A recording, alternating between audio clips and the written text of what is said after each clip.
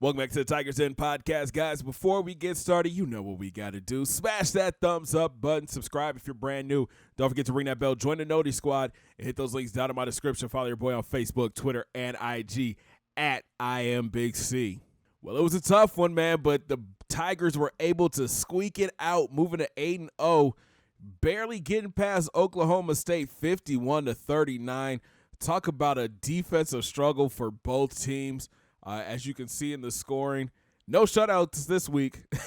It was points putting up everywhere. Jumping into the stats, Cody Walker finished 18 of 27 for 256, 3 touchdowns, and he threw 3 interceptions. I'm going to be honest with y'all. These sliders that I play on are tough. There were a couple plays where that safety picked the ball off, and there's no way he should have got to any of those passes. The only one interception I can remember that should have been an interception was his first one, but the last 2, there's no way that the safety would have jumped in front of Hicks like that both times and picked the ball off. But it's okay. We still got the W. On the ground, it was the Pierre Jackson show. 25 carries, 188 yards, 7.5 yards a carry, and 3 touchdowns. He did get loose for one 27-yard run, the one where he bounced it outside to the right, but we're still waiting. I want to see a 50-plus yarder, man. Shout out to Cody Walker. He carried the ball 14 times for 83 yards. Out wide, the cousin-to-cousin connection was going crazy. 8 catches for Antonio Walker for 146 yards and 1 touchdown. Brad Thomas caught the ball 3 times for 18 yards. Tim Clark, 3 balls for 22 yards. Mike Harper, 2 grabs for 40 yards in the score. And shout out to Mike Jones, 1 catch for 21 yards and a touchdown. On defense, good God, they were awful this week. Antoine Nugent led the way with 7 tackles. Johnson had 6. Wilkinson had 5. Shout out to Benson. He had an interception. Mike Anderson had 2 sacks. Marcus Jones had a sack. Chase got benched in the second half. He had 4 tackles. Shout out to Chad Shelton. He had a pick 6. Davis and Bobo both had a sack in the game. And Dan Bird had a sack as well. It was just a disappointing showing by the G-Men's defense. We're going to jump into the stats here, and as you can see, we gave up almost 400 yards passing to Oklahoma State. They threw the ball 53 times for 396 yards. We held their rushing in check. They only had 65 yards on the ground. We rushed for 271 yards. We threw for 256 yards.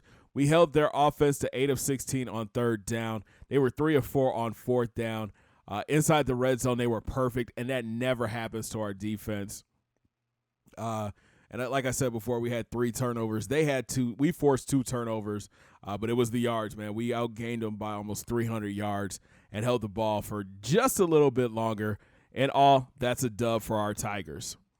So taking a look at the latest BCS polls, Grambling State is still your number 1 team, while Army moves up 2 spots to 2. Bama jumps up 2 spots to 3. Florida State up 8 spots to 4. Arizona State's up a spot to 5. Miami falls 4 spots to 6 after losing to Florida State. Penn State's back up. They're up a spot to 7. West Virginia's up a spot to 8. TCU's up a spot to 9. And Ole Miss rounds out your top 10.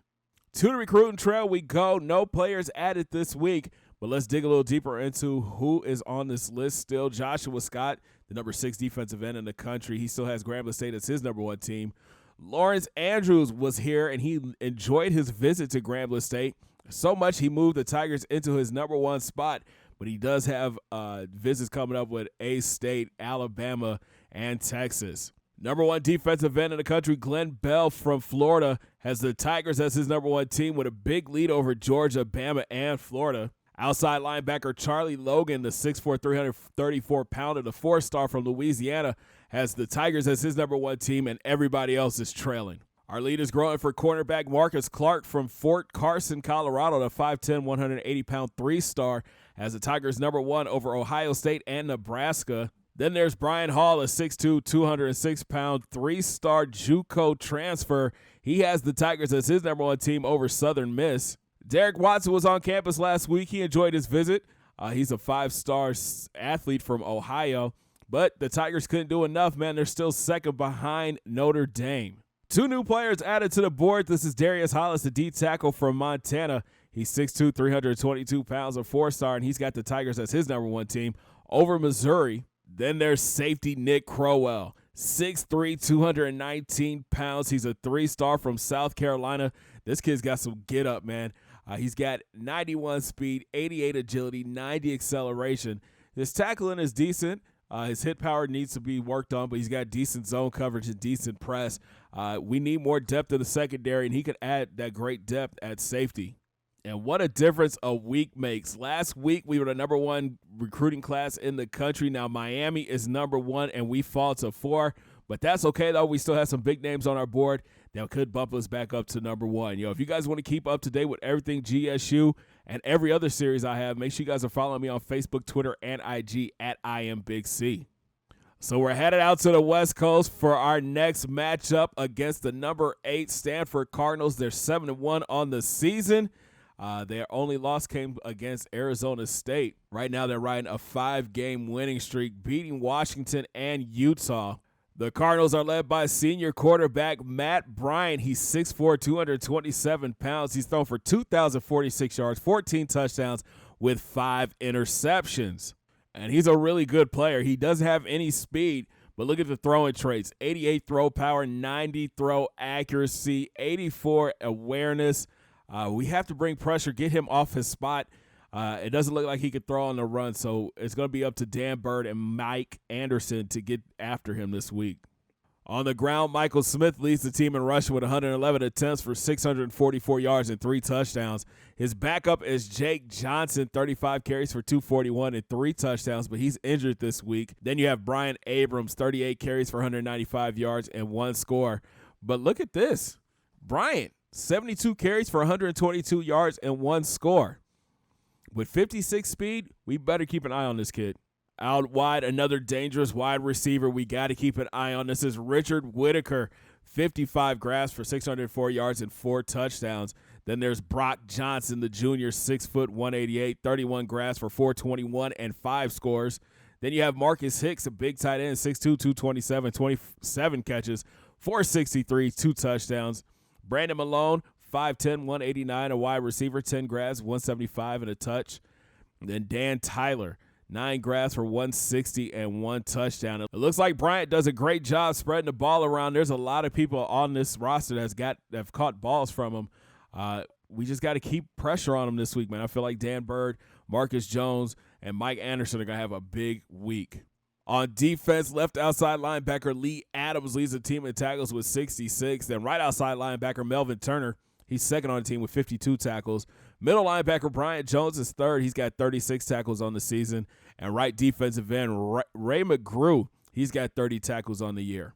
In the QB pressure department, McGrew leads the team with 3.5 sacks, followed by left outside linebacker Lee Adams. He's got 2.5. Turner chips in. He's got 2. Then you've got Taylor, Jones, Hayes, McBride. They each have a sack and a half. And Art Vincent has 1 sack. And in the turnover department, Seth Gibson has an interception. So does Adams, Turner, and Vincent. All right, guys, let's dig deeper into the Stanford roster. All right, let's check out their offensive line. Mike Hicks starts at left tackle. He's a 78 overall. Then you have Devon Bailey. He's an 86 overall at left guard, but he's injured. So Mike Irby steps up. He's a 66 overall. At center is Cody Smith. He's a 78 overall and is a true freshman. At right guard, the man, Reggie Jenkins. He's a 91 overall, 6'5", 299 pounds senior. And then at right tackle, Adam Davis, an 80 overall true freshman. Solid offensive line for Stanford. Their only weak spot might be at left guard, so I might move Mike Anderson over to the left side of the defensive line, allow him to abuse that left guard and bring some more pressure. On defense, Maurice Hayes is an 88 overall at left end. At right end, you have Ray McGrew, who leads the team in sacks. He's an 85 overall. At defensive tackle, you have senior Adam McBride, who's an 86 overall, and Bobby Ostrander, he's an 84 overall. At left outside linebacker, there's Lee Adams. He's an 87 overall with 83 speed. At middle linebacker is Bryant Jones. He's an 87 overall with 85 speed. And then Melvin Turner, the star, he's a redshirt sophomore. He's a 77 overall with 83 speed and 98 acceleration. In the secondary, Art Vincent is an 81 overall with 91 speed. Then you have Seth Gibson. He's an 80 overall with 89 speed. And then the slot corner is Sean Alexander, 78 with an 87 speed.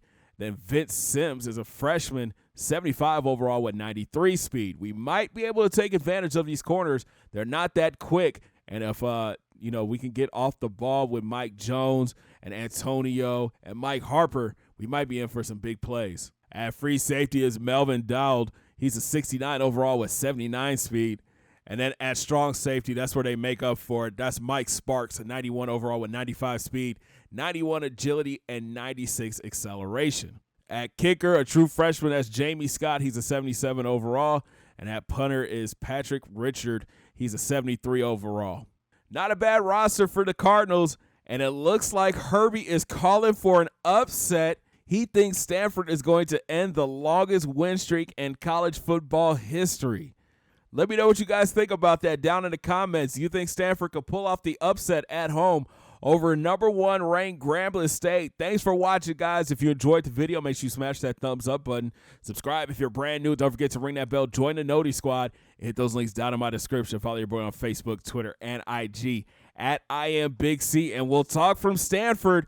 Game of the week, number 1 Grambling State taking on number 8 Stanford. Have a great day, guys. 2 fingers in the air. Peace.